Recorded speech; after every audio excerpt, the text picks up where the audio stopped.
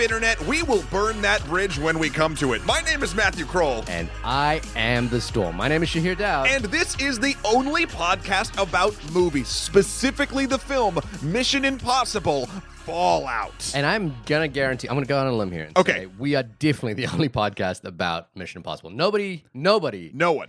Actually, wow, okay, maybe I'm telling a lie. At my screening last night, and I kid you not, I saw definitely 3 other podcast hosts who I kind of know who they are. Aww. And they were all at the same screening. And I was like, we're all doing this. We're all going away immediately after this to record because we all want to catch that wave. Yeah. That Fallout wave. That Fallout wave. You got to get down with the friction or whatever, as the theme song points out. God, that song's been stuck in my head. I didn't know that was the song. And I was like, they did, like right before we walked in, I was like, they did no big song this year. There was no Limp Bizkit. And you were like, no. Oh, they did. Imagine Dragons is back. The theme music for Mission Impossible films for me has always been. Okay. This is just something I want to talk about right up top because I think it's fun. The first song.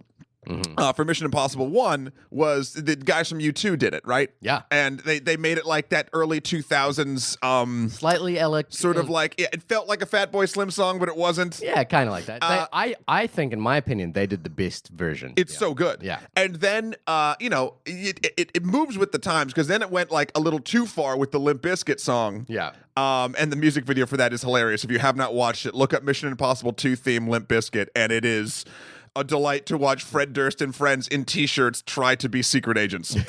And then, as you said, Shahir, for 3, 4, and 5, they went back to more of a classical sort of scoring and just sort of reimagining of the original television show theme. Yeah, but now that you mentioned it, there were songs associated with it, but not.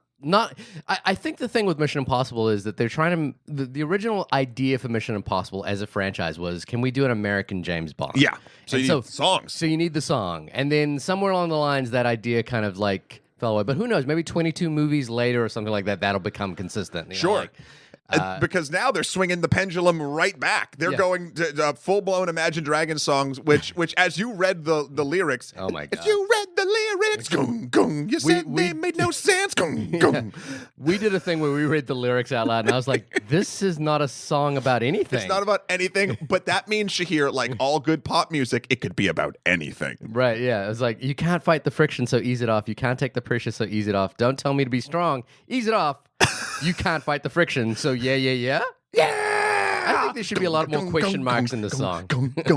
Anyway, I love the whole arc of Mission Impossible music, and I just wanted to talk about that right up top. Shahir, how are you, buddy? I'm good. I went to see this last night, so in IMAX. I paid the premium. Ooh. I bought the tickets early. Well, it's a good thing you did do that and you didn't use MoviePass because last night, my friend, MoviePass went down. So they lost 99% of their stock value. Yep. The app is no longer functional. It says it's functioning again now, though I haven't tried it. I went to see this film at 11 o'clock Friday morning. Did they charge you peak They would have if it worked. I looked on the app because it's like, oh, you can't do it. You can't use it. It was still broken in the morning. Yeah. And then, 11 a.m. would have been peak prices. So did you buy a ticket normally? I just bought a ticket normally. Okay, yeah. You just threw some money at you. I was like, I don't want to deal with this problem. Well, I couldn't. Did you just throw your wallet at the cashier? And then after I picked it up and used my credit card. But you couldn't use the app. You couldn't use the thing at all. So I think the days of MoviePass are dwindling. Yeah, I feel like this is going to be talked about in business classes for years to come. So what do you think? I have my theories, but what do you think the fatal flaw in MoviePass's business model was? I think it's it's twofold. It's hubris. Ooh, you're getting psychological about this. Thinking that using Silicon Valley think tank thinking, like the way apps sort of work, like it using that sort of profit model, but trying to incorporate it into an actual, cultural human behavior, and that takes place pretty much essentially outside of the cell phone. So I think there's a problem there, and then that's why they thought, oh, we can do this cheap, right? But now they obviously can't do it that cheap. They're losing money. They have to actually shut it down. And I think the second problem is honestly thinking, again, and this is very sort of like appy sort of thought process, that choice is what people really want. And by that, I mean this surge pricing thing. They're like, oh, let's spin this so we charge people more for specific films under the guise of, we want people to explore different films, when they don't give a shit what you see. They just want to make sure that they fill, well, they do to fill the optimum amount of seats, and so there's not clustering and they don't lose more money. The idea of surge pricing is ridiculous. Honestly, they should just up the entire service $5 and they'd be fine. Right. No one would bat an eye. Like $10 to $15 for unlimited movies or 4 movies or whatever they've knocked it down to. They've been slowly chiseling it away.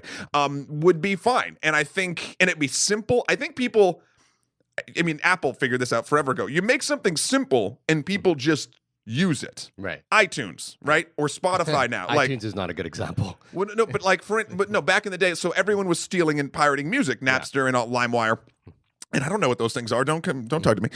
And then when it became simple enough to have a steady service where you just pay 99 cents for a song, then people just started doing that because it's easy. It's easier than digging to find like an illegal download, and you'd have it right there and it's boom and it's done. Now, granted, there's DRM problems and, all that shit. Anyway, MoviePass is not sustainable.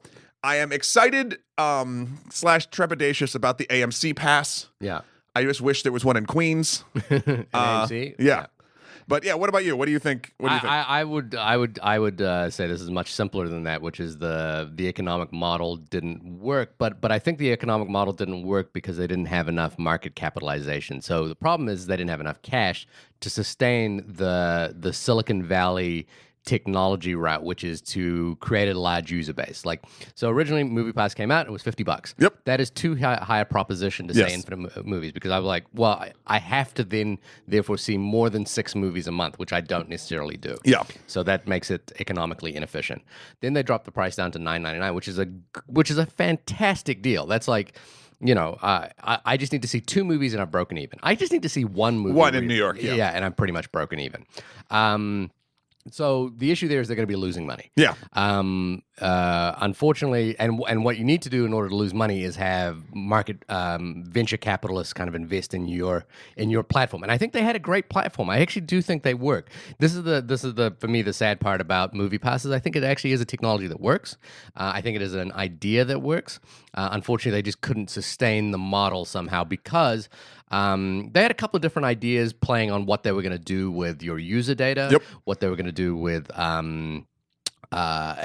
they were going to try and to basically the $9.99 was to try and attract the most users in the hope that 60% of the users would only see 1 movie a month, and they would kind of offset the price for the remaining 40% of users. Yeah. Unfortunately, it didn't work out that way because the price is so good, and then you've got this problem in the modern economy of not free market writers, but basically where once you set a price, it's very difficult to raise that price. Yeah. Netflix is experiencing this now. They're realizing they can't, it's very, very difficult for them to up their prices. But I agree with you that MoviePass should have been around the $15 mark. Was probably I think the overall lesson here is the pricing, and around the $15 mark would have probably made it. I think the price of 2 movies would have justified the cost of MoviePass. What they did was they made it cheaper than 1 movie. Oh yeah, eventually. And so I think that's the issue. But then they had a number of other. I think PR failures, which is something that's so important in business now. You remember Netflix when Netflix tried to go to Quickster? Yeah. So I think MoviePass kind of ventured into that territory when their CEO revealed that they were using your location user data as well. Yep. And when they kind of failed to impress the market how successful how important their growth was over anything else. If I was the MoviePass PR people, all I would be emphasizing out in public is growth. Yeah. It's saying, hey, we went from 100. They had something along the lines of 500,000 users, and they went up to 5 million really suddenly. Mm-hmm. So I think that's all I would be emphasizing, because that would have signaled to the market, hey, we can, this kind of growth in user base is really valuable. Yeah. I think it'll be talked about in business schools for years. I think there will be more information to come to light. I have a sneaking suspicion MoviePass won't die. I think MoviePass will reemerge in some way because they've just collected so much user data, and they have a functioning app. I think MoviePass, and it's such in the public limelight. I feel like MoviePass will either reemerge in some other form or will somehow survive this. But like the mighty Phoenix. Maybe, but then again, losing 99% of your stock value, like the NASDAQ indicates to you that pretty much they'll strike you off the list within, I think it's 10 days. Oh. And so they have a pretty uphill battle right now. But I got a MoviePass email after I walked out of Mission Impossible last night saying, hey, there's this movie. Would you like to go see it?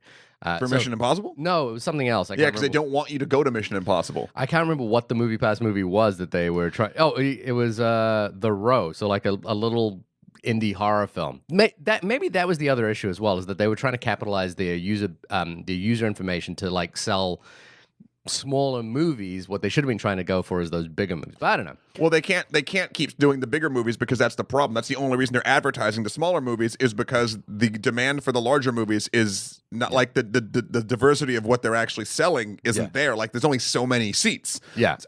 So and also the way that they. You're 100% right about the PR thing. Like but they tried to do that Silicon Valley sort of thing where it's like they wanted enough users to be able to bully the physical locations that they relied on to show their films, and then like AMC and a couple Regals and a couple other places have been like, no. I like that approach. I think if they tried to partner with AMC or Regal or any other movie change, I think they wouldn't have got as far as they did. To me, they're the little tank the little train that could, and sure. and I think there's something to be gained from that, because I think they broke a wall between like AMC and Regal. They broke some kind of wall about their pricing, and now everyone's questioning that pricing. Whether they survive on their own, I don't know. I think they won't survive, but it will have done enough, I'll call it cultural damage, where people like AMC are going to they'll be okay charging their $20 for 3 films and all their free perks and shit you get. Like they've made the other people have to change their business model, which I think is good. What is the most what is that line from Inception? What is the most resilient idea? It's a parasite or something like that? What is the most resilient parasite? An idea. Yeah, so now we're there. Anyway, we have a lot to get to. Sorry we did a little MoviePass tangent. I just found that very interesting when I went to the film yesterday, and I was like, oh, look at you running out of money. Here's one more tangent. In an email from listener Will, we wanted to talk. I think we have to talk about this very briefly. Sure. Because it's on the tip of everyone's tongue. Will had requested a film which we will release in a couple of very shortlies. But in one of our correspondence with Will, by the way, I haven't been able to stop thinking about this James Gunn shit. He linked me to an article. I wrote him an email back. But Matt, when I heard the James Gunn shit, I was like, oh, Matt, oh, dude. All I was thinking about was you. Yeah. And I was like, this is gonna hurt Matt so bad. I was like, should I tell him? Does he know? Well, you like? Do I leave some flowers for him? How am I going to play this? You were the first one to tell me, and then I looked it up and I did a lot of research, and I actually didn't really respond to anything on Twitter or anything for a while because I wanted to, figure out actually not just jump on the gun. Yeah, jump on the bandwagon. Yeah. Ooh, look we both did a good bad thing. Yeah, it's turns out it's a very complex thing. I am more on the stance of actually, again, friend of the show, Movie Bob. I retweeted. He wrote a great article which he turned into a great video. You can see it on YouTube. That breaks it down in the most in-depth, like logic to in-depth ratio, like I've seen in any of the journalism for it.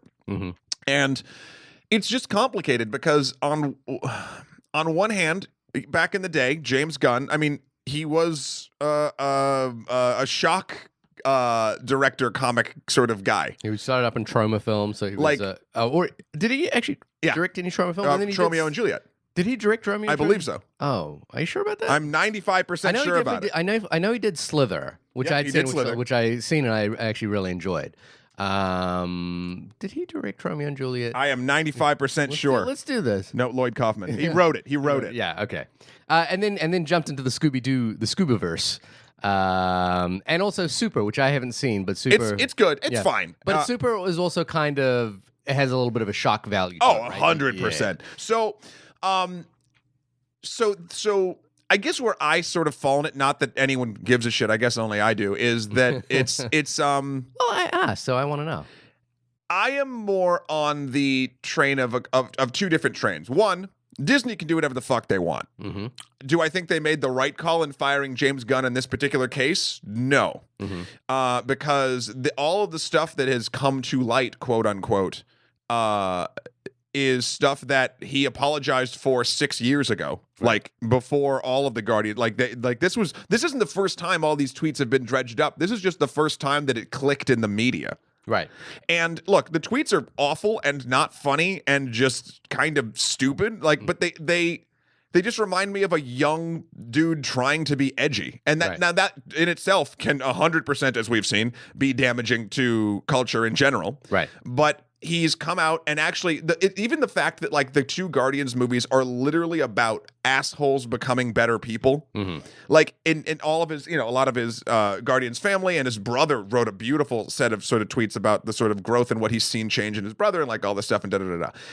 It's just a shame. And the third most weird thing about this is the guy who like tried to unearth the tweets is also the Pizzagate guy. Michael Cernovich. Yeah. And it's just a weird... by doing this, again, I say Disney can do whatever they want, but they're giving sort of these trolls a bit of a leverage. Like they got a prominent director fired for a thing he did 6 years ago, to which he already publicly apologized for the first time it all came out, and Disney still found it fine to hire him then. Yeah. That's the I guess the fourth and final thing. Like Disney knew about all this shit. Mm-hmm. This isn't like a new thing that came to light. Yeah. And then you obviously have, people on all different sides jumping on one end of the bandwagon or another. Even fucking, was it Ted Cruz? Right. Tweeted about it? Did he? And he's like, oh my God, if half of the things James Gunn said are real, he should be prosecuted. And it's like, motherfucker. Didn't Ted Cruz accidentally tweet porn once? Yeah. He's not look, and I don't know. It's hard. It's a tough thing, but this is the first one where I feel like I know enough where what I think about it, I think is correct. I for the most part, as correct as one person in a societal conversation about morality can be. Right. As far as the rehire James Gunn thing, yeah, I would love that. I don't think that's plausible. I don't think Disney's going, no matter how many petitions are signed, no matter how many of that things, I just think that they're too big and don't care. And I mean, again, maybe I'm wrong. Maybe the groundswell and the negative consequences of like seeing Disney as not an invincible thing that is actually subjugated or subjectable to trolling. Yeah. Maybe that'll do something. I don't know. So I want to keep this brief. I think the corporate decision to fire James Gunn was problematic, but only for a couple of reasons. I agree with you that Disney, and it was actually I was having a conversation with a friend of ours, Sarah, about this, and she was like, Disney can do whatever they want, and they need to like respond to this.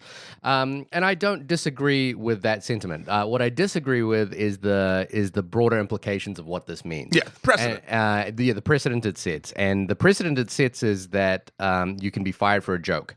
And regardless of your taste of jokes, whatever that is, I think one of the interesting things is, and this is something that Will and I talked about a little bit briefly, was the notion that digital communications, even any communications, can be stripped of its context. Yes. And without context, James Gunn's jokes seem reprehensible, but that's the point, is that that's the context that they were kind of created in. I don't want to go into an assessment of what his jokes were, but regardless, I think the point is that they were jokes. And the Vulture article that Will sent me kind of makes that point as well, which is that, making a joke about a thing doesn't mean you're endorsing that thing.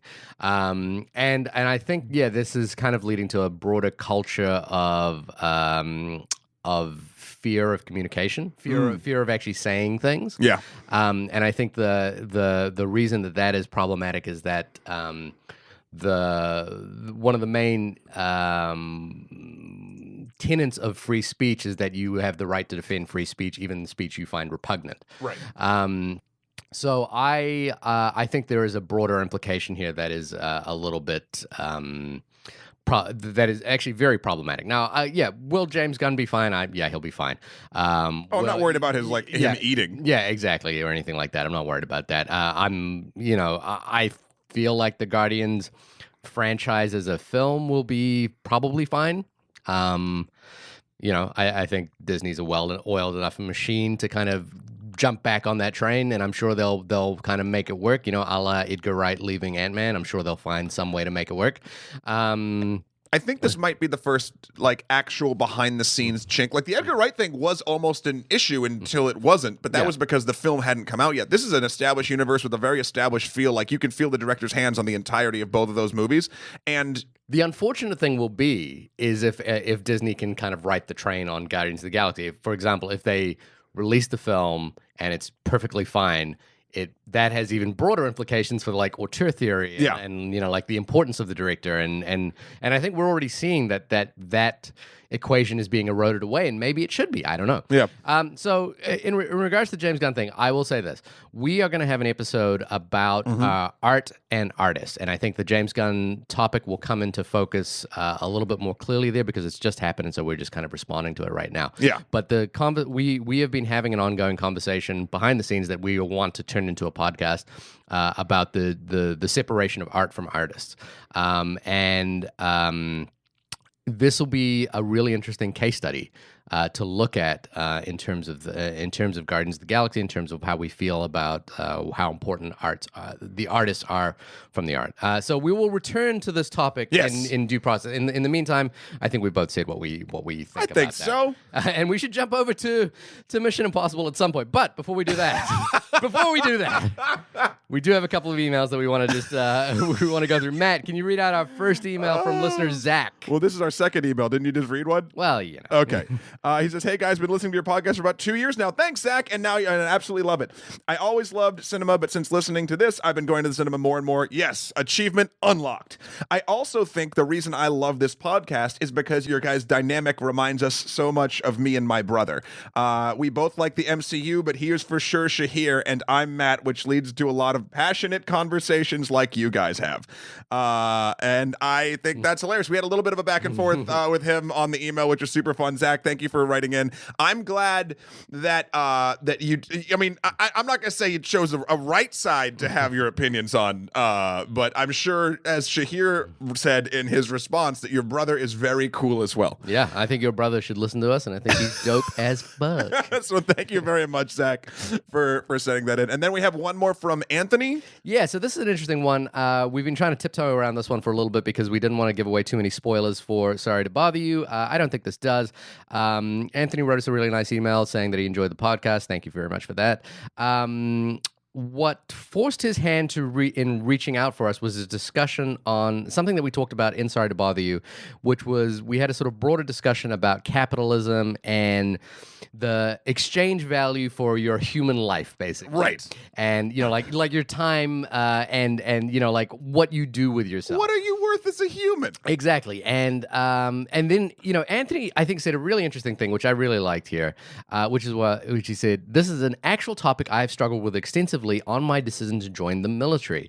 It would be a 4-year contract in which I would make great money, have benefits for the rest of my life, and I just wanted to point out that Worry Free, the company that's in Sorry to Bother You, is in some ways already out there." And I think that's a great analogy. It's something that we didn't talk about, we didn't think about, but it's, because when we think about work, we think about you go 9 to 5 and then you come home. Whereas the military is like, hey, here's your life for 4 years, take it, and then after you've done with those 4 years, America is one of those countries where I guess it's some form of socialism works if you're in the military. You get great health benefits for the rest of your life. Yeah. You have access to banking. You have cheaper access to education. So that's the trade-off you make in America to live like the rest of the world, basically.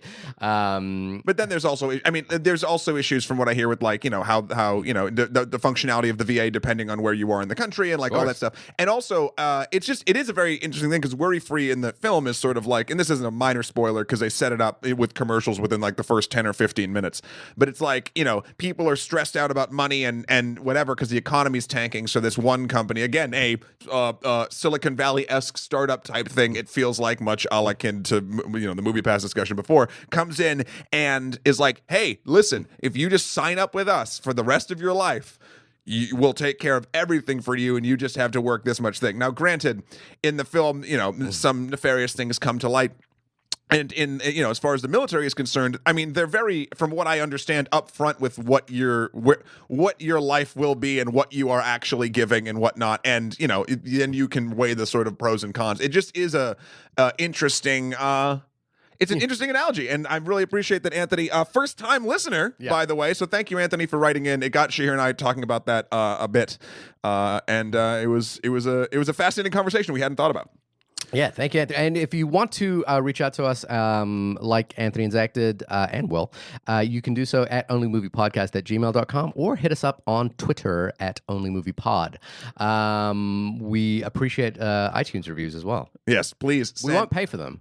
Will we? No. Is that an ethical line we'll cross? I think not yet. Well, I would cross it. I just can't afford to cross it. Fair enough. So we would pay you for favorable reviews. We just can't afford. We just can't do it. Can we give them an IOU? Well, what we could do is we could have them sign up for life. To what? To write favorable reviews for us for life. You can only write one review. Oh, okay. My business model is flawed. Yeah, I know. This ain't gonna work. Is there an only I'm the movie pass of iTunes reviews? You're the movie pass of only movie podcast about movies.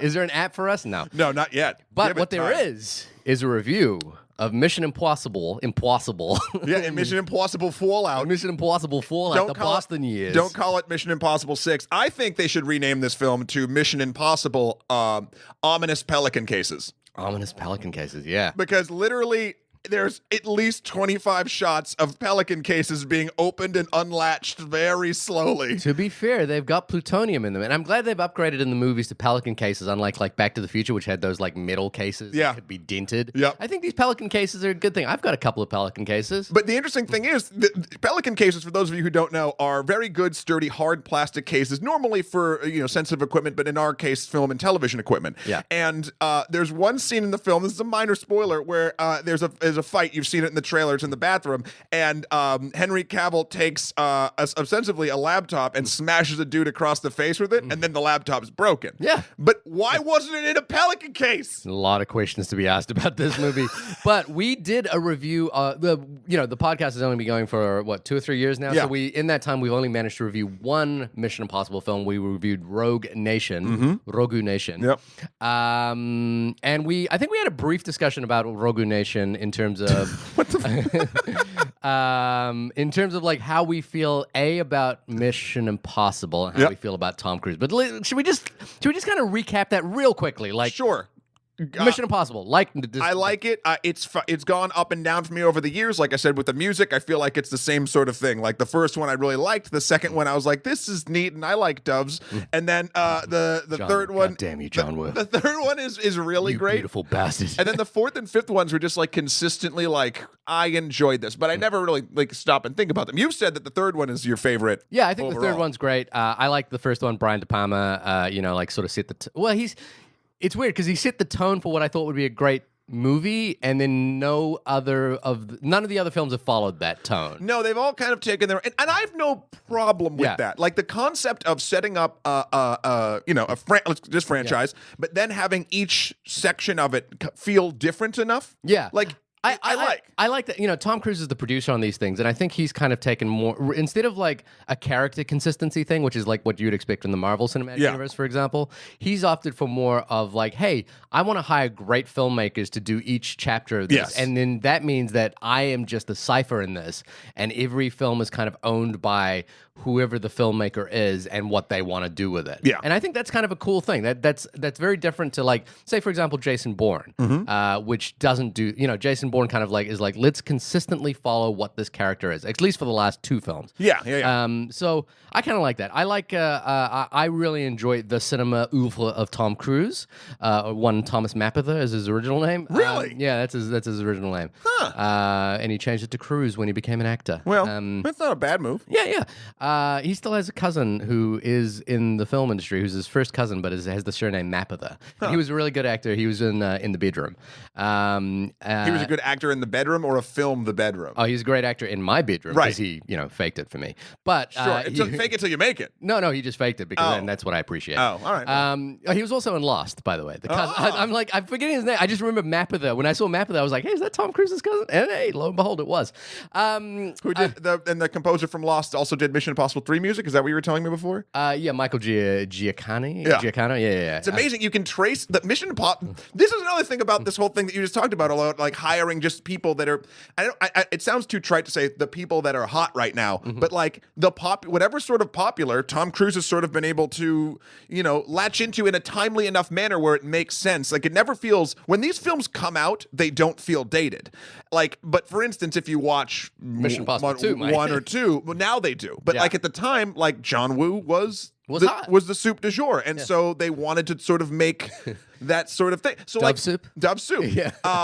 It feels like something Shredder would eat. It's just I don't know. It's an interesting way to make a film franchise, and I don't know if there's anything particularly like it. No, and the other thing to remember as well. Okay, so this is the number I like to think about is that Tom Cruise has been an actor, on the screen for 37 years. Jesus Christ. 22 of those years have been as Ethan Hunt. Yeah. So 22 years he's played this character. And we've seen him go from young, hotshot Ethan Hunt, like newest member of... Oh, no, he wasn't the newest member, but like established member of the IMF who's proved that he has got what it takes. Yep. To now where he's like the old guard. He pretty much is the... Literally, are there any other teams in the IMF at this point? No.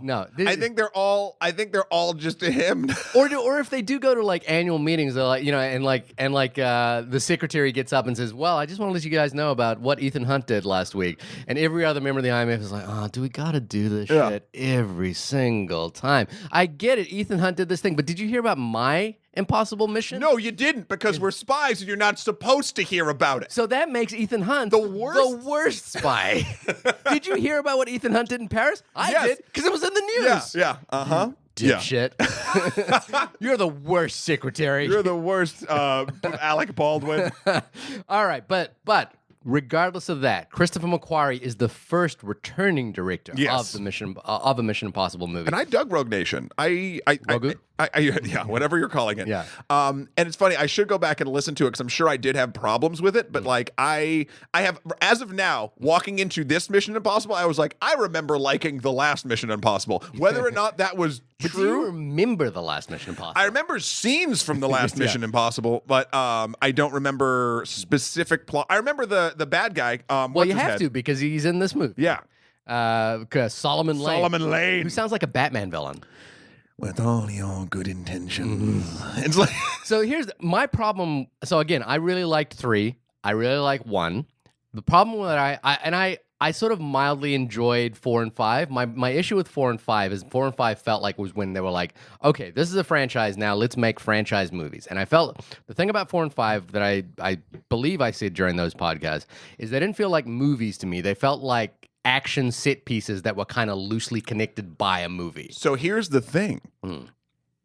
This series is now also doing what Fast and the Furious did. Yeah. And what Fast and Furious did was start off as one thing, see that a certain aspect of that thing was more popular than the thing that the films were actually really grounded in, and slowly pushed itself towards the thing that seems to be the moneymaker for it. And what is that thing?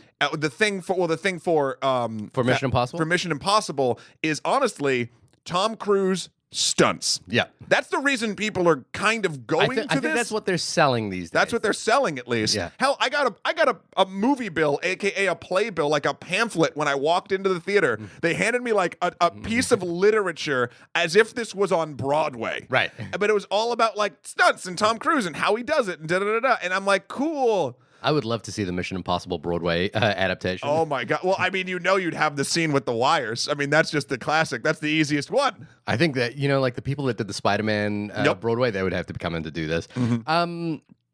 So that's the starting point we're at right now. I kind of feel like they've kind of itched into set pieces that are loosely connected. I mean, and in case in point is you can't really remember what happened in Rogue Nation or in Goose 2 Protocol, right?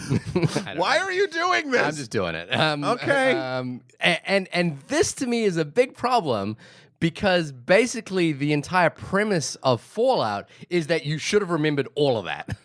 Right, like you walk into into Fallout, and there's suddenly characters who are like, "Hey, don't you remember this thing that we did?" Or you know, like, "Oh, this is the guy you should be worried about." And it was like, "Oh, this is all stuff I should have been paying attention to." But here's the in Rogue Nation, even though I feel like those movies didn't really care about that. I will say that this film does do a good job. It's not an easy thing to follow, but if you really listen hard, it does a good job of, in the first 15 to 20 minutes of the film, giving you all that info dump and then never really referencing it ever again. Oh, man, I would disagree with that. Because I think like there were moments in the middle of the movie where they were like talking about things that had happened, and I was like, no, but that was all stuff in this film, because he watches obviously the thing that self-destructs, and it gives like the really long, arduous backstory about the Syndicate, and then now they're called the Apostles, and Solomon Lane was the bad guy from before, and now I gotta be honest with you, when Solomon Lane appears in the middle of the movie, I was still like, is that the bad guy from the last one?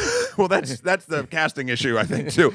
But the all of the stuff, like for instance, all the plutonium stuff, and like the even the stuff when they're in the trailer when she's like, his team would have died, and she's like, yeah, that's the job. Like that happens in this movie. Yeah, no, I get that. That was the worst scene in this movie. The first, like the opening scene of them doing it was like, it felt like C Unit shit. Yeah, it's pretty. I gotta admit. Okay, all right. Well, I guess we'll get into first thoughts here. I gotta admit.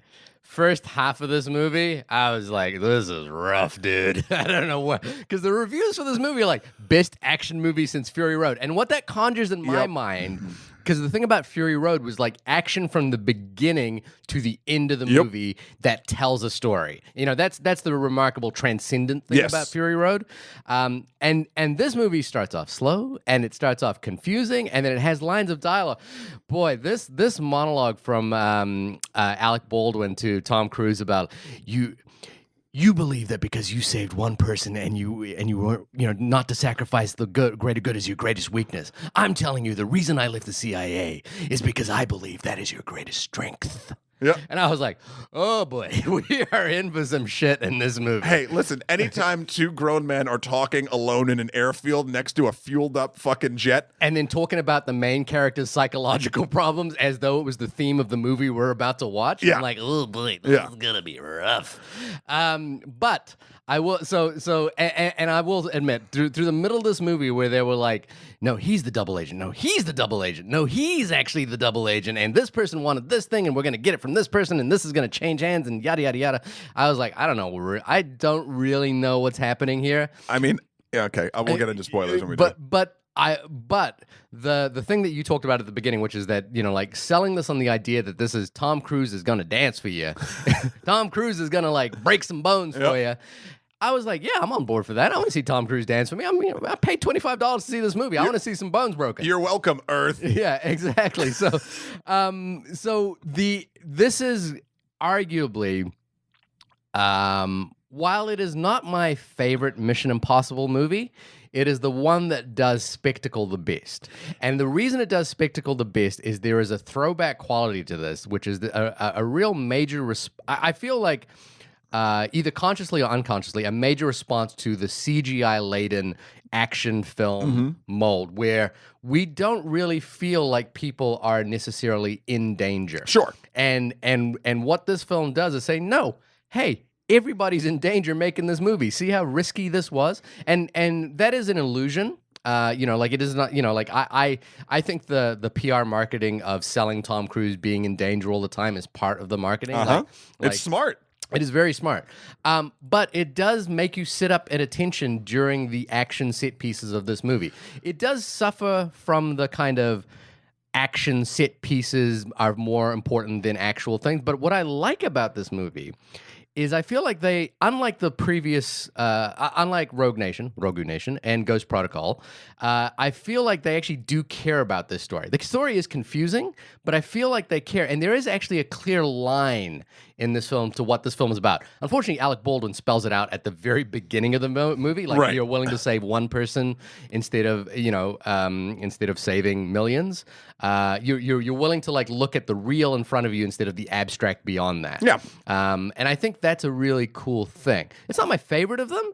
I wouldn't say it's as great as Fury Road, but it's like. But I liked it. I enjoyed myself. The Fury Road thing pisses me off. I wish I never. I feel like it was like one reviewer who said that, and everyone's no. Ah. It's you could just Google it, and it's like, or someone latched onto it, and it became a bit of the narrative. And I'm sure the PR department or the advertising department for Fallout wanted that hardcore, but it kind of left a bad taste in my mouth. And I was at dinner with some friends last night, and I was talking about.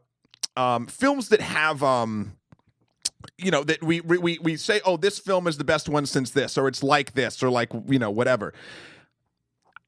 I don't think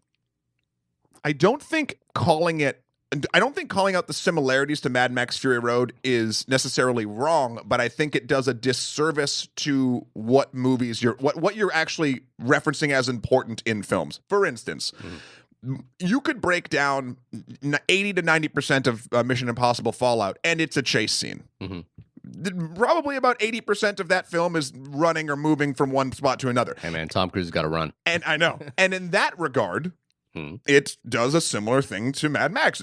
All the action is moving, and it's a chase. But like, so I can see where someone could be like, oh yeah, it's like that. If you're not sort of thinking about it really hard, or like what actually is important in the thing. The reason why Mad Max works so fucking well is it's not just because it's a giant chase scene and that makes it the best action stuff. It's because it's the synergy of everything, and every action piece or event that happens actually has not only a narrative thread, but it also pulls at the underlying thing of what the film is trying to say. Where this film doesn't do that. This is just nonstop action for nonstop action's sake, which again is fine. But like this film, like nothing in Mad Max ever felt disjointed, even when there was a quiet moment or a slight moment of levity, etc. But this movie, Fallout, was very like, here's an action piece, and then here's a high drama part, and then here's something that's funny. Should we be laughing at this?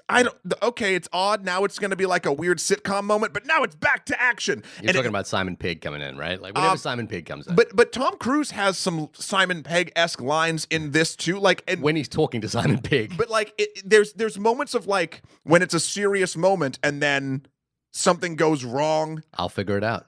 Yeah, I'll burn that bridge when I come to it. Like, it's just so the tonality of what this set up. I didn't really like that it was a Fury Road thing, because I think that's latching on to the wrong similarities. Yeah. So when I saw it, I had a little bit of a hype train in my head, and it did spoil it a little for me. It does do some fun stuff, which we'll get into. I think we should start talking about spoilers soon after I read IMDb. Oh, yeah. Well, do we need to say what Mission Impossible is about? No, but listen, it's in the title. I think this is so funny, because at this point, this is the sixth one. We don't even need to write anything. Yeah. It says Ethan Hunt and his IMF team, along with some familiar allies, race against time after a mission gone wrong. That's like a synopsis for the entire series. Yes, that's literally it. Yeah. I thought the plot, like, I'm not talking about the film's plot, I'm talking about the bad guy's plot, was pretty cool. Okay. I don't know if it's told the most effective way, but the way it actually ties together with, some history with the series and a bunch of, like, I feel like it could have been shown to us better. Yeah. But once I'd figured it out, I was like, and there was a sort of a last thing we'll get into near the end of this podcast, but with other characters coming back and sort of like thing you heard about in the beginning of the movie tying back to the end in a very important, weird way, in a way that Solomon Lane just wants to punish Ethan Hunt. Yeah. To the point where, we've all seen the trailers. It's about, uranium and nuclear bombs and stuff. Solomon decides at the end, wherever the last set piece takes place, he's like, nope, this is it. He's like, as long as I get Hunt and we see him do this thing, like, I'm done. Yeah. And I was like, okay, Machiavellian nightmare guy. I'm like, I don't know. I dug that.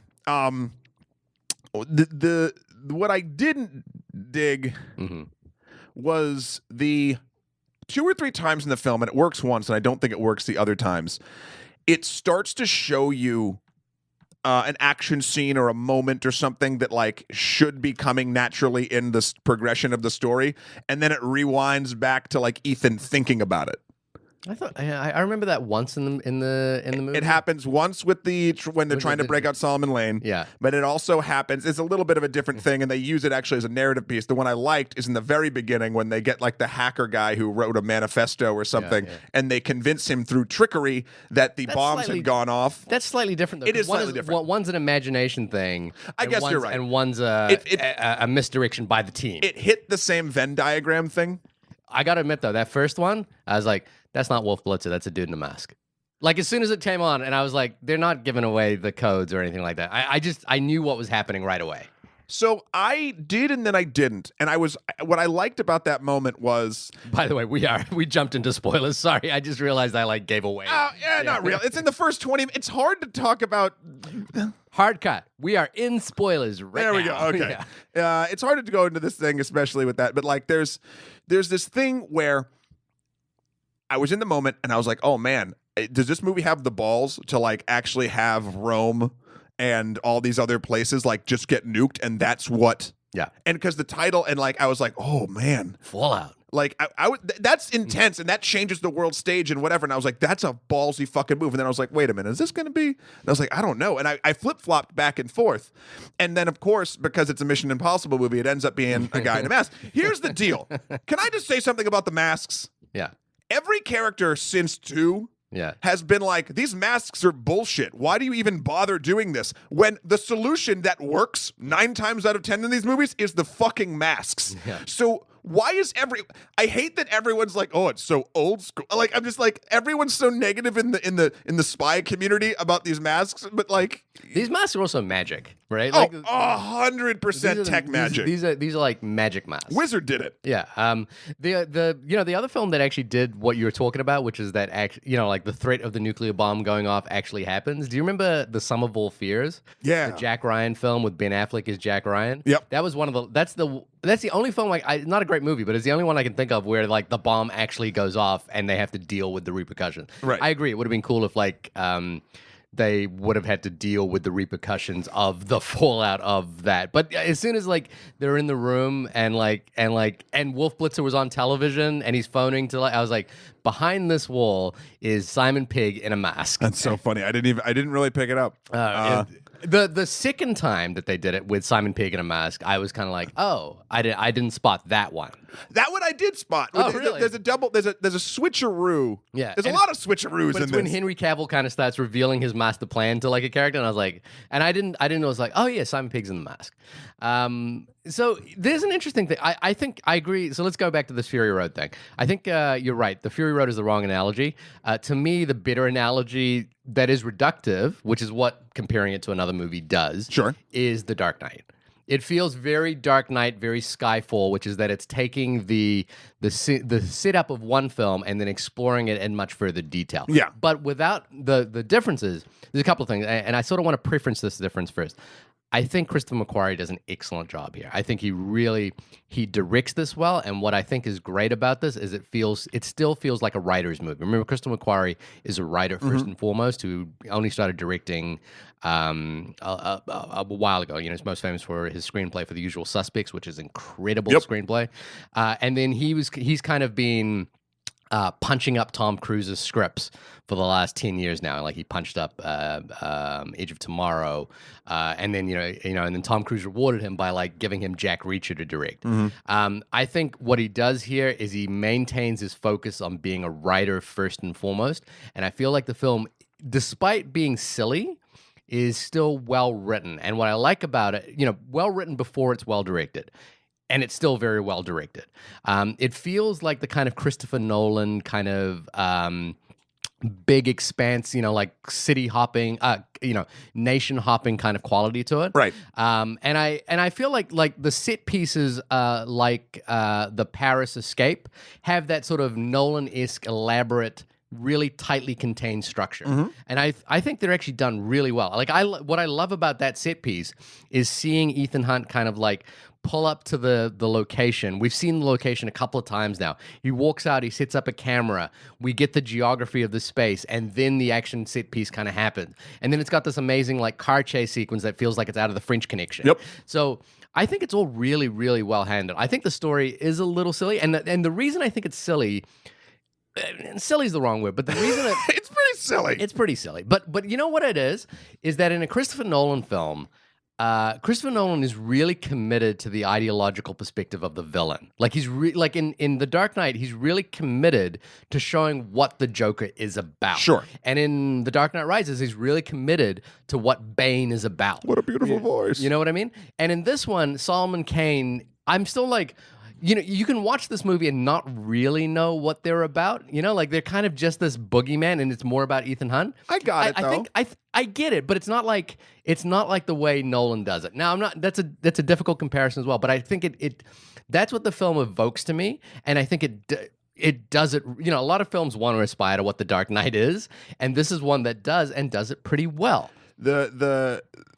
The Solomon Lane's sort of thing, the hard part about this is a lot of that was in 4 or 5. Sorry, 5. In 5, it didn't really matter. But yeah, in this one, there's a couple lines, and you see a little bit of emotion on his face when he's like, "You're the old guard. You're the reason why all these bad things start happening." Like he's an idealist, and Henry Cavill doesn't quite sell it as well as the actor who plays Solomon Lane. But the film doesn't quite ever convince you, or try to convince you that is a worthwhile position, right? Like whereas in The Joker, you kind of go, maybe that kind of makes sense. Even Thanos, like they give enough time to Thanos to be like, you kind of see a kind of weird twisted logic in what he's doing. I kind of get what, I don't agree with it, but I get what you're doing. Yeah, but then they're like terrorists or children who try to live through fear or like whatever. Like there's a couple of good monologues that I get what you're saying. They don't stick as well as other solid. And you know what, from an ideological point of view, that really fucking like just being a brown man. Sure. It was like the entire ideological perspective of the bad guys is, for, you know, in order for a rebirth, we must endure great suffering. Or something like that. And I was like,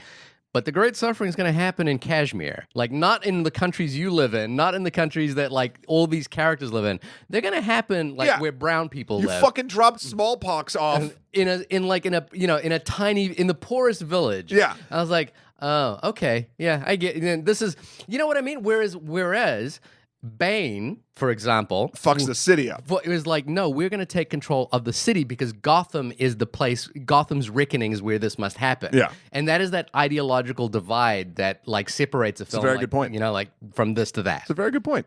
I think I want to go back a little bit to what you said about it's a very well written and directed film. Yeah. This is going to feel weird to me because the film itself felt slightly confusing and slightly disjointed. But I think it actually comes from someone who is both a strong writer and someone who is a strong director that might not be entirely the binding of which I think might not be the strongest part. And what I mean by that is this movie plays out like someone who knows how to tell a really good story, but is so excited about the story they're telling with all of these cool people and things and whatnot, it doesn't quite bother. It tells it to you as if you've heard the story before. Like right, it leaves out like just tiny things or not even facts. Yeah. It'll give you the facts, but it won't give you the thought process of why a character wanted that fact or why that fact was even stated. Mm-hmm. So like there's this weird sinew sort of middle ground between, and I think it actually comes from and I think I've seen it a lot when it's a writer-director that is not 100%, not Christopher Nolan, basically. Yeah. Like, I think you as a creator, because I get like this, you get so excited about things, you kind of forget that sometimes people that haven't been engrossed in it for fucking 3 years or whatever might not get the minutia that you're breezing over. Yeah. Now, again, that's not the point of a Mission Impossible movie. I go back to the Fast and Furious reference. They're leaning into what they're selling, and it knows what it is, and that's great. But if we're going to look at it from a full cinematic, like just a movie sort of on its own kind of thing, that's a problem I had with it. One question I have for you, like, so the film opens with this kind of Russian, like spy exchange that doesn't go well, yada, yada, yada, that sits the wheels into motion of... They literally forget to grab the plutonium. It reminds me a lot of Justice League, where like they leave the mother box in the parking lot. It's so fucking funny. Yeah, but this one's a little bit more pliable. Like they were shooting and they ran off, and they, it's not as bad, but it is. Yeah, it's bad. They're trained professionals. One of them should have stayed with the plutonium. The plutonium is the thing you want, but that's Ethan Hunt's whole psychological problem, yo. He's willing to jump in and save one dude instead of like saving the world by shooting him and not having Simon Pegg stay back or throwing the plutonium in the car. He knew Luther was wearing a vest, which is something he would never do. I was like, you guys can't play this game with Ethan Hunt where you'd like shoot him, like because Ethan Hunt doesn't wear a vest. At any rate, so this is a question I have, okay, and it's like a real fundamental question.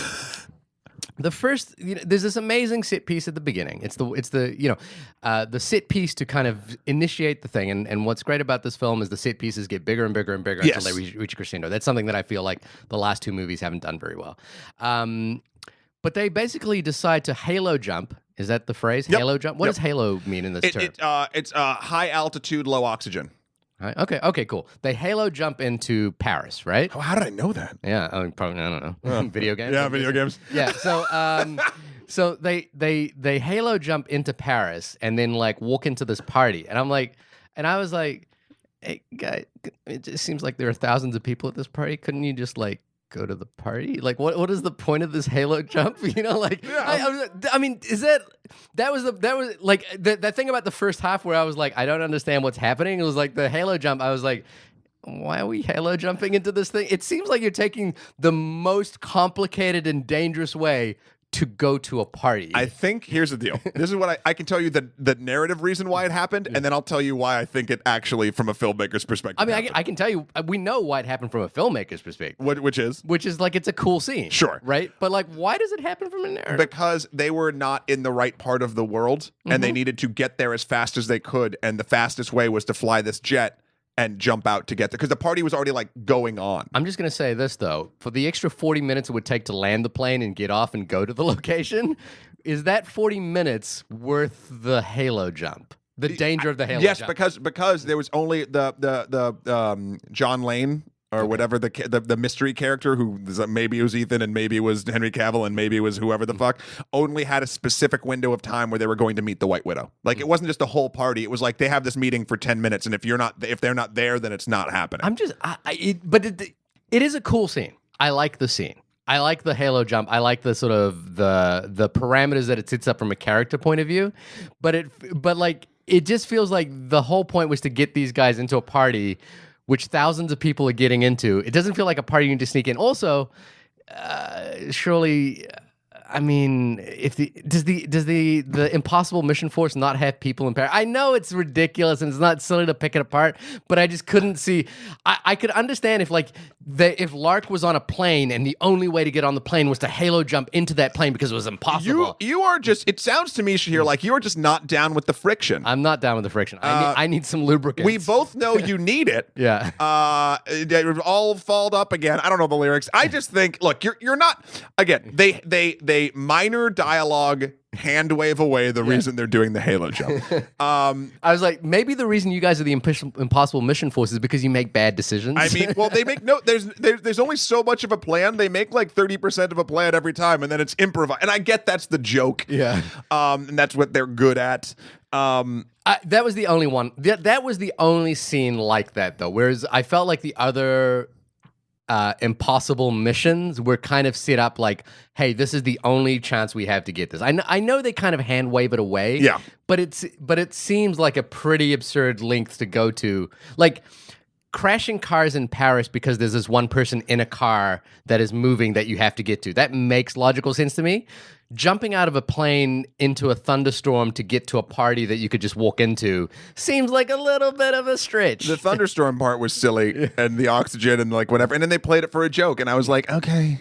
I also like that they're using, like Henry Cavill. I haven't seen The Man from U.N.C.L.E., but I was like, oh, we're getting so close to an Archer movie with Henry Cavill. I would kill for an Archer movie with Henry Cavill. We're so close to this right now. Also, and I feel like I probably should have said this in the beginning, but I think I've said it before. I was 100% on board with this film just because they made Henry Cavill keep his mustache for Justice League. What's hilarious is the mustache in Mission Impossible is like it's not like a bad, no, it's a really bad mustache. I was like, why does this character have this? And I think the thing is here is that, like in every Mission Impossible thing, they kind of reach back into this like Hitchcockian thing, which is that the villain is in some way a mirror of the of Ethan in some way.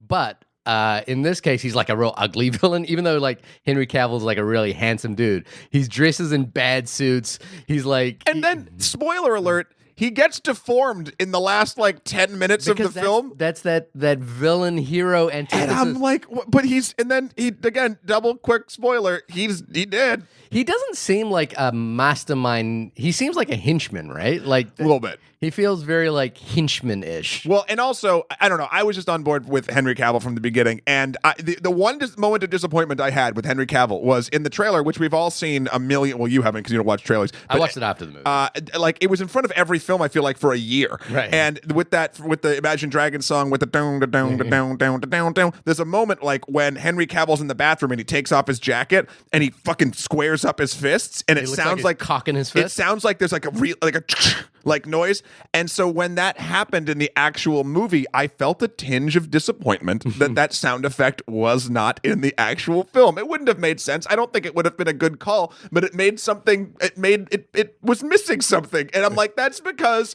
this fucking team for a year ployed me and said Henry Cavill's biceps make fucking rifle chambering sound effects, and now I'm not getting it, and I am upset. I want to point out a couple of like little details that I think point to like the sharp directing of this film.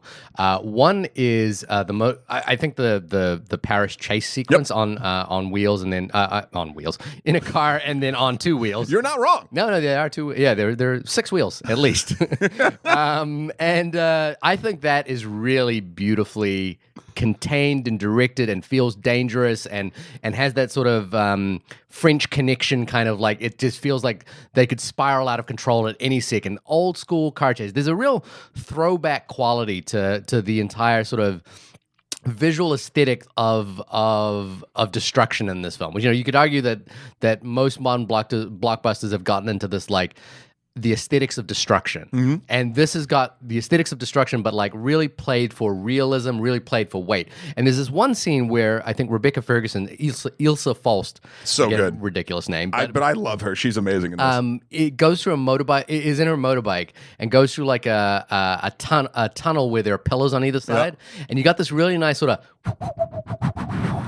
and it was just like I was like, oh, I really like that the film kind of quiets down and allows you to have this like little moment of sound design that plays that really, really smartly. Obviously, the final helicopter sequence, again, absurd. You know, Ethan Hunt is like flying a helicopter, though he's never flown a helicopter. Yada, yada, I don't care. But I love, and this was shot in New Zealand, by the way, so it was nice to see New Zealand on screen, doubling for this place where brown people are going to die.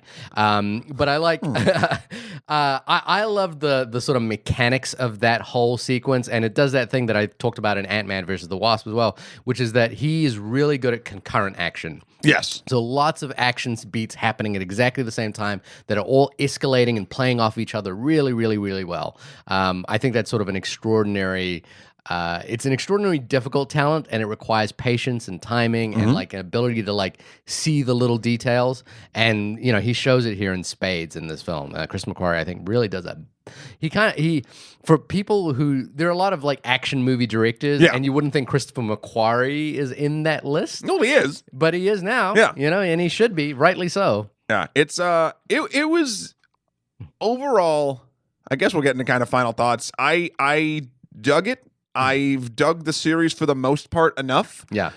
This felt like a natural conclusion. The way the film ends, and again, the clever thing I thought was sort of tying it back to what I said before. The plot, Solomon's plot, and he releases smallpox in Kashmir. Yeah. And you're like, okay, I mean, I guess. Like, whatever. Like, and then it turns out that the literal reason why this fucking evil psychopath did that was so a team of specific, like, doctors who would come for, like, a relief effort would show up there. And that is where Ethan's ex-wife works. So she gets there. And not only that, the specific part in Kashmir would be a perfect place for a nuclear bomb to be exploded because 3 different natural river sources to China, Russia, and India the fallout would destroy natural. I mean, you wouldn't be able to drink water there. So it would like be the ultimate in like really fucking up that half of the planet. Yeah. So he did on the macro level the most effective terrorist thing he could do, and on the micro level he did a horrible thing just to do one specific extra horrible thing to a person he hates. Yeah. And so I liked that that's something I like about a lot of these films is they do while the villains overarching ideology is not well explained, or at least well sort of like reasoned. Yeah. I don't know what the word is. I think it's not the movie's not focused on it. Yeah, it's not the focus isn't there. The actual like the blueprint of all the evil plans is really fun and good. Yeah, that's what they should do. And yeah, I think Tom Cruise does a great job being Tom Cruise. I think I really want to see Rebecca Ferguson in more stuff. Simon Pegg is obviously a delight. Angela Bassett and Alec Baldwin do exactly what they're supposed to do. Yeah. And it's a fun. It feels like a good summer movie. And I dug it, even though, I think don't go in expecting another Fury Road, because it is not that. It is not that. Shahir? There's a lot of this I really enjoyed as an experience. I think as far as one way to kind of look at to frame this is like, how does it rank in the spectrum of Mission Impossible films? Sure. And in that way, I still think 3 is a better movie. I still prefer 1 because I think I really like what 1 did and how original it was. This is the best of. This would come after that. So this is the best of the last 3 movies, 4, 5, and 6. I think the 6 is the best one. Mm-hmm. I also, there was like a little throwaway connection that is not important, but I thought it was kind of cool, which was that the white, what is her name? White Widow. The White Widow is actually the daughter of Max from the first movie. Yep. And I love that means that the kiss that they have, which is like comes out of nowhere, mirrors the kiss that Tom Cruise had with Vanessa Redgrave in the first movie. It's like a nice little touch, completely irrelevant to the film, unimportant. No one should care about that. I just liked the first film, so I liked that was there. I didn't know that watching the movie. I didn't make that connection. So it was only afterwards that I made that connection. Patrick Williams, who's a YouTuber, video essayist, he has a lot of fun with Mission Impossible. He did this interesting thing about who the hell is Ethan Hunt, and he basically asked this question like what does Ethan Hunt want? How does he work? What is his character development in all of these movies? And I think for the most part, I agree with Williams' assessment, which is that Ethan Hunt is basically just a cipher for Tom Cruise. It's not really a strong character. It's just kind of who it's the opportunity to basically allow Tom Cruise to play a version of himself at that particular moment. So sure. In Mission Impossible 1, he's young hotshot. Mission Impossible 2, he's like action movie star god kind of thing. I think if you view it under that prism, where it's like he's just kind of Tom Cruise. I mean, that's most of his movies at this point. Yeah, then that's fine. It means that the film isn't like as invested in character as I would hope, and it feels kind of that the character motivation is perfunctory. But this movie, unlike the last 2, for example, and not as well as the third one, has a real clear line about what Ethan Hunt is about. He is the good guy who's willing to save his friends at no matter what. And that's what this film is about. I wish Ethan Hunt would get over his ex-wife at this point. It's been 3 movies where he's like, I think at this point he is. And if they're going to make more, I think Tom Cruise said if people will bankroll him, he'll still make them. Oh, who's not going to bankroll Tom Cruise at this point? So I think that plot line is finished. Like they wrap up that story finally in a nice little bow. But there was a review that basically mentioned that the amazing thing about about this film, it was by Bill Gibery for The Village Voice, said is that this film makes you believe in movie stars again, and I think I don't know if I necessarily believe that. I think the age of the movie star is changing. Yeah. But the one thing that this film did remind me of is Buster Keaton, and the reason why we would marvel at Buster Keaton movies is that sort of physical balletic quality that he had, and here the thing that's interesting is this willingness. Tom Cruise shares this with Jackie Chan, for example, is this willingness to put himself at risk, to put himself in danger. That is the quality that he brings to the movie, and I think that's a pretty special quality. I worry about the guy. I don't worry about him too much. I worry that that the more we pump into this PR belief, this sort of audience expectation of Tom Cruise doing dangerous things, the more he feeds us that, the riskier it'll become. Well, of course, he's only getting older. But the other side is the risk is an illusion. So, like, just be aware that it's like there is an entire machinery behind this that is designed to like kind of make sure that that's what we know about. Like we know that Tom Cruise broke his foot in a jump sequence. We know that, like he actually did the Halo jump. They make sure we know that. Sure. That said, I still enjoyed what the film was. I don't think it's as good as 3 or 1, but it does some interesting things. I would be curious, I think, in another discussion to like open up something which is looking comparatively like why does this franchise endure where other franchises seem to fizzle out, like for the Triple X, for example, for Jason Bourne. I think that would be an interesting discussion. I think we kind of hit that though too. I honestly think it's Fast and the Furious. It's leaning into the strength in which your audience has latched onto. Right. And in this case, it's Tom Cruise and stunts and a funny and almost like a weird like spy family. Yeah. It's interesting how much you look at sort of films and like it went from street racing and Fast and the Furious to like action movie family, like, and no character in Fast and the Furious, for instance, is well-rounded. Like they're all like sort of caricatures of things. Like Vin Diesel, Dom plays Vin Diesel. Yeah. Like Ludacris plays Ludacris. Like, and that's the sort of thing. Like Simon Pegg here plays. If Simon Pegg was a spy, this is what Simon Pegg would be. Yeah. And same thing with Tom Cruise. So I think there's something for it leaned into. It's a fun familial-based spy movie, and instead of trying to make it like, instead of focusing on the actual spy plot, they focus on the spy family, and I think that's why it's successful and why it has outlived these other ones that, for instance, the Bourne movies, like there's just as much complexity and just as much like intrigue, I'll say, in the Jason Bourne franchise, but no one cares because the characters aren't grounded enough for you to want to experience what they're doing next. I'm sort of half on board with that because I think the family gets swapped out a lot, except for Simon Pegg and Luther. It's only the last couple of films where the kind of family has been established, and I think that's what this particular film is about. And I think that's where they're going to go. I think that's what's happening. I don't know where to move on from this film, like where the next step is, but who knows? Paul Thomas Anderson did a really interesting podcast conversation. I think it was on The Ringer, where because he worked obviously exclusively with Tom Cruise on Magnolia. Yep. And, the thing we're into right now is Tom Cruise is 56 years old.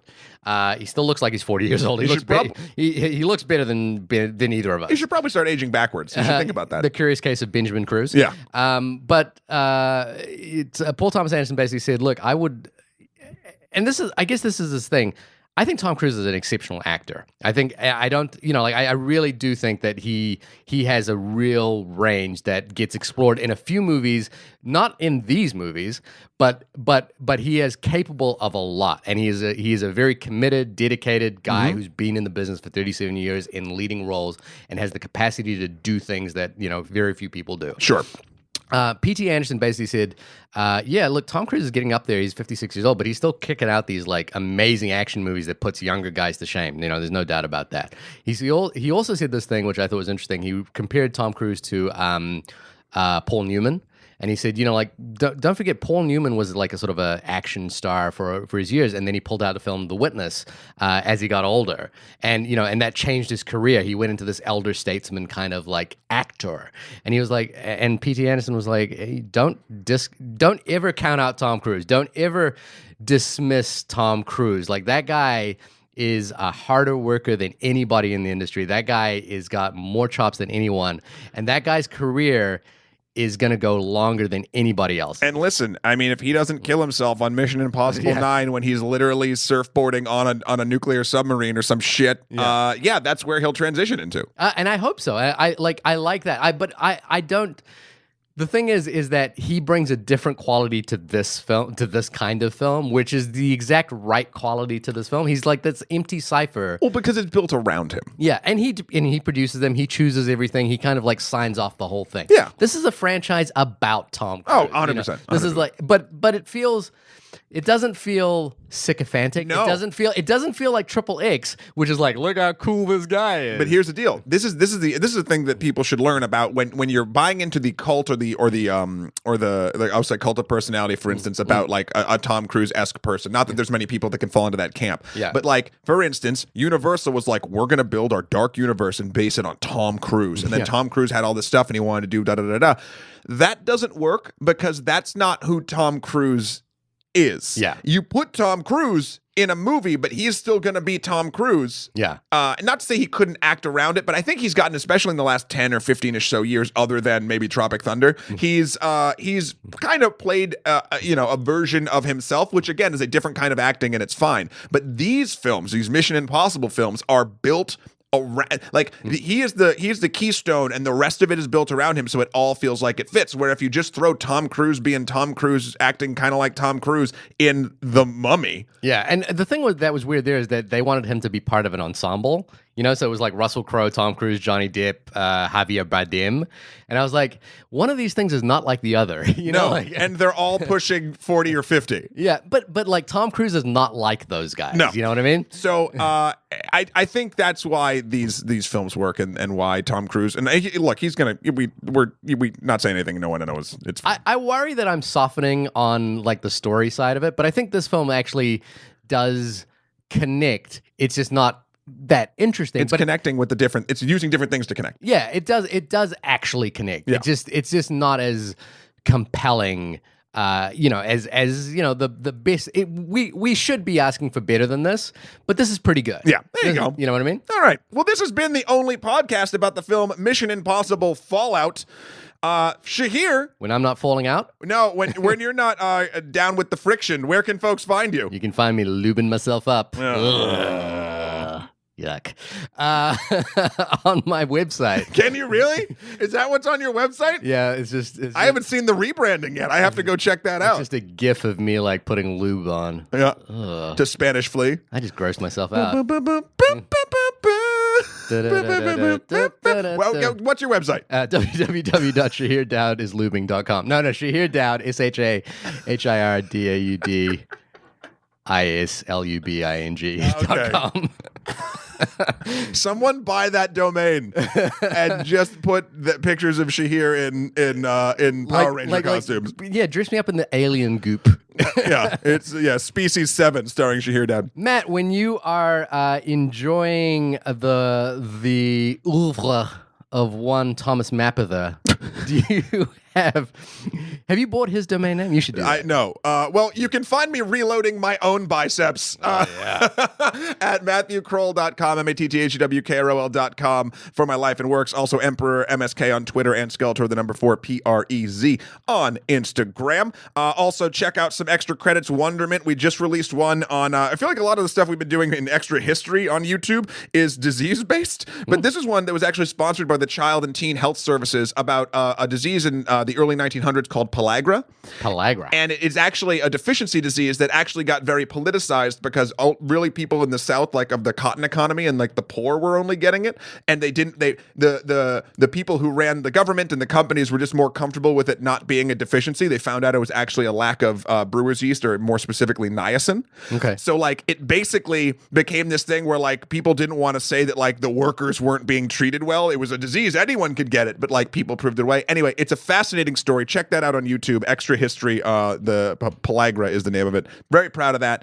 And I guess we will be back next week to talk you through maybe some more requests, maybe a new film. You don't know what's coming. Yeah, I mean, you don't know what's coming. The end you always thought. The end you always feared was coming.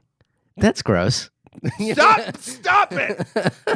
That's gross. I'm going to put you in the back of that truck with the really cool shot with the water. If James Gunn has taught us anything, everything I'm going to say is going to be taken out of context at some point in my career.